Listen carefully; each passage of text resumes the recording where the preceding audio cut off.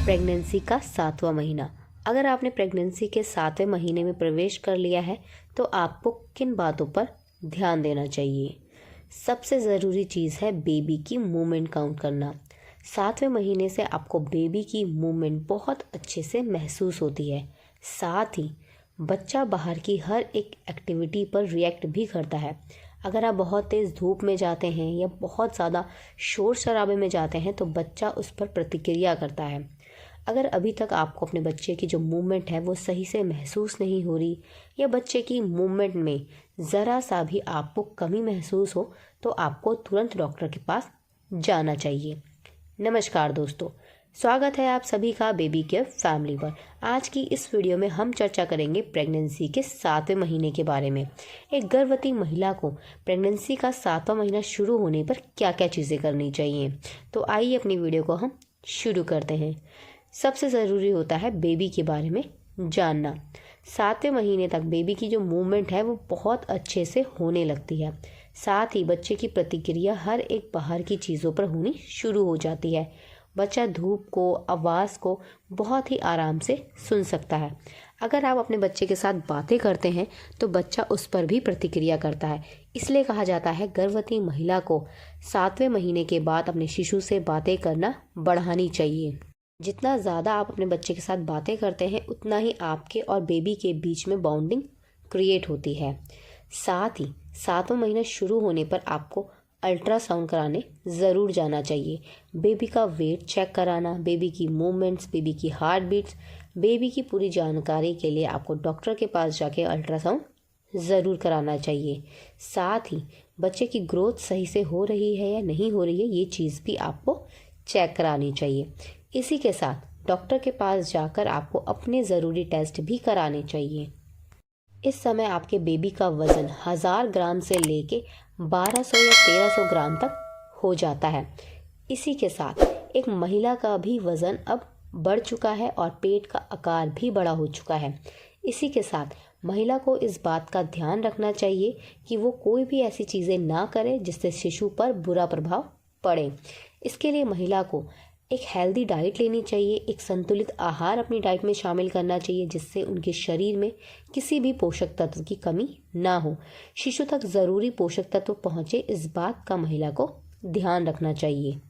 इसी के साथ आपको बहुत अधिक झुकना नहीं है, बहुत अधिक देर तक खड़े नहीं होना, भारी सामान नहीं उठाना, कोई भी ऐसा काम नहीं करना जिससे आप बहुत अधिक थक जाएं। इसी के साथ 7वां महीना शुरू होने पर गर्भवती महिला को दूध और घी का भी इस्तेमाल करना चाहिए। घी का सेवन करने से नॉर्मल डिलीवरी में मदद मिलती है। इसी के साथ ड्राई फ्रूट्स, दूध और दूध से बनी हुई चीज़ें, संतुलित आहार, दालें, हर एक पोषक तत्व को अपने भोजन में शामिल करना चाहिए। इसी के साथ बाहर का अनहेल्दी फूड, ऑयली, बहुत ज़्यादा स्पाइसी फूड भी आपको अपनी डाइट में शामिल नहीं करना है। चाय, कॉफ़ी, चॉकलेट, बेकरी फूड्स, इनको भी आपको अपनी डाइट में शामिल नहीं करना चाहिए। इसी के साथ महिला को ध्यान देना चाहिए कि उनके शरीर में विटामिन डी की कमी ना हो। इसके लिए उन्हें धूप में ज़रूर बैठना चाहिए। उन्हें सुबह और शाम को धूप में ज़रूर बैठना चाहिए। जो शाम की धूप होती है, जो जाने वाली होती है, उस धूप में भी आप बैठ सकते हैं और मॉर्निंग की धूप में भी आप बैठ सकते हैं। इससे आपको बहुत अच्छा विटामिन डी मिलता है। इसी के साथ आपके शरीर में विटामिन्स, कैल्शियम, आयरन, इन सब की कमी ना हो इसके लिए भी आपको डॉक्टर से सप्लीमेंट्स लेने चाहिए। कई बार प्रेगनेंसी में पेट में दर्द होना, कमर में दर्द होना, पैरों में सूजन होना बहुत आम सी बात होती है और ये चीज़ आपको 7वें महीने में भी दिखाई दे सकती है। अगर आपको सूजन की प्रॉब्लम है तो आपको बहुत अधिक देर खड़े नहीं रहना, अपने आप को थकाना नहीं है। पैरों के नीचे तकिया रख के आपको लेटना है या सोना है। इसी के साथ आप गुनगुने पानी में अपने पैरों को डुबाकर भी रख सकते हैं। इससे भी आपको सूजन में आराम मिलता है। इसी के साथ महिला को सोते वक्त उल्टे हाथ की तरफ ही सोना चाहिए। ऐसे सोने से बच्चे तक ऑक्सीजन सही मात्रा में पहुंचता है, इसलिए आपको इसी तरफ सोना चाहिए। 7वें महीने से आप अपने बच्चे के साथ बातें करने के साथ साथ बच्चे को बहुत सारी चीज़ें सिखा भी सकते हैं। एक प्रेग्नेंट लेडी को बुक्स पढ़ना ज़रूर चाहिए। बुक पढ़ने से हमारे जो माइंड है वो शार्प होता है और बच्चे तक इसका असर पहुंचता है। अगर आप बुक नहीं पढ़ सकते हैं तो आप बुक को सुन भी सकते हैं।